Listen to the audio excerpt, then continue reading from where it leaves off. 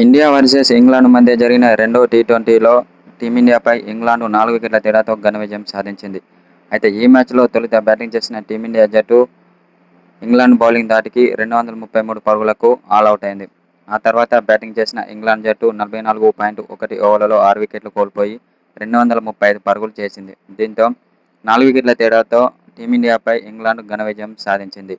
అయితే అనంతరం టీమిండియాపై కీలక వ్యాఖ్యలు చేసిన ఇంగ్లాండ్ కెప్టెన్ హ్యారీ బ్రూక్ టీమిండియాను చిత్తుగా ఓడిస్తామని మ్యాచ్ అనంతరం పేర్కొన్నాడు. ఇక జరగబోయే మ్యాచ్లో మాత్రం టీమిండియాకు మేమేంటో చూపిస్తామని ఇంగ్లాండ్ కెప్టెన్ హ్యారీ బ్రూక్ ఓ సోషల్ మీడియా ద్వారా తెలిపాడు.